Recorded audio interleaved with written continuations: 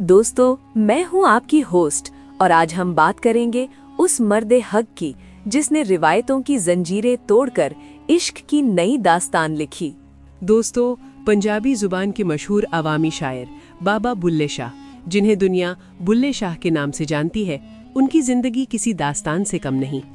वाकया सुनने से पहले आपसे गुजारिश है कि ये वीडियो बनाने के लिए हम बहुत मेहनत करते हैं और अगर आपको हमारे वाकयात पसंद आ रहे हैं तो कमेंट करके अपनी कीमती राय का इजहार ज़रूर करें और नीचे स्क्रीन पर हमारा व्हाट्सएप नंबर दिया गया है, उस पर अपना वाकया सेंड कर सकते हैं और चैनल को सब्सक्राइब करना ना भूलें। शुक्रिया। सन 1680 में बहावलपुर के एक छोटे से गांव उच्च गेलानिया में पैदा होने वाले इस बच्चे का नाम अब्दुल्ला शाह रखा गया था। मगर किसे पता था कि ये अब्दुल्ला आगे चलकर बुल्ला बन जाएगा और ऐसा बनेगा कि ज़माना आज भी उनके कलाम पर झूमता है। लेकिन दोस्तों, क्या आप जानते हैं कि जिस बुल्ले शाह के मज़ार पर आज हज़ारों का मजमा होता है, उनकी मौत के वक्त उन्हें अपने ही शहर के कब्रिस्तान में जगह देने से इनकार कर दिया गया था। आखिर क्यों इनका जनाजा उठाने वाला कोई मौलवी नहीं था? क्यों इनके जिस्म खाकी को हिजड़ों और भंगियों ने दफन किया? आखिर ऐसा क्या मामला पेश आया था कि आप एक बागरी की जिंदगी गुजारने पर मजबूर थे? आज हम बाबा बुल्हे शाह की जिंदगी के ऐसे दर्दनाक पहलू रखेंगे कि आपकी आंखें भी नम हो जाएंगी। इस वीडियो को आखिर तक जरूर देखिएगा ताकि आप हकीकत को जान सकें। बाबा बुल्हे शाह ने इब्तिदाई तालीम अपने वालिद से हासिल की, मगर रूह की प्यास बुझाने के लिए उन्हें एक मुर्शिद की तलाश थी। ये तलाश उन्हें हजरत शाह इनायत कादरी के दरवाजे पर ले आई। यहाँ एक दिलचस्प बात है, बुल्हे शाह एक सैयद खानदान से थे, जबकि शाह इनायत जात के अराई थे। इस दौर के समाज में एक सैयद का एक अराई के पाँव में बैठना किसी क़यामत से कम ना था। उनकी बिरादरी और मजहबी ठेकेदारों ने हंगामा खड़ा कर दिया, मगर बुल्हे शाह ने सब ठुकरा दिया।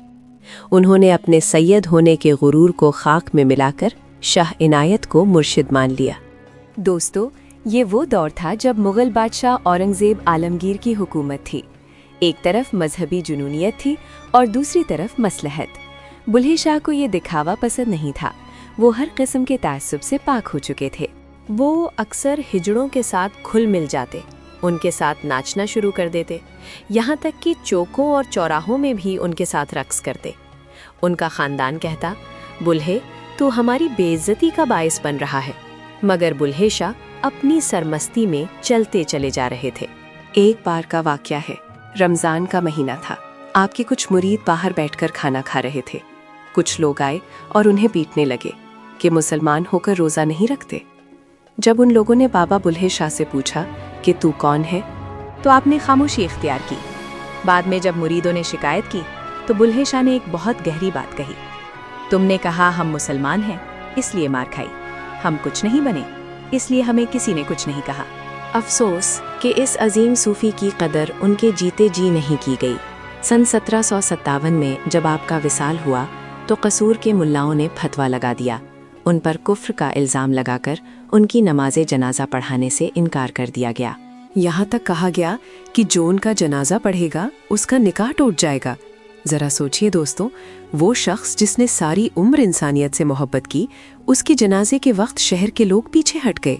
आखिरकार एक ख्वाजा सरा ने हिम्मत की और आपका जनाजा पढ़ाया और हिजड़ों और भंगियों ने आपको दफन किया।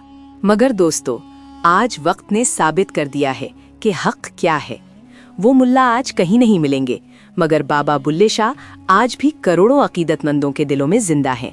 वो खुद फरमा गए थे, बुल्ले शाह असा मरना नाही, गोर पिया कोई होर। उम्मीद है कि आज की ये वीडियो आपको पसंद आई होगी। अगर वीडियो अच्छी लगे तो इसे लाइक करते हुए अपने दोस्तों के साथ शेयर ज़रूर कीजिएगा। इंशाल्लाह आपसे मुलाकात होती है अगली वीडियो में। तब तक अपना और अपने प्यारों का ख्याल रखिएगा। अल्लाह निगहबान।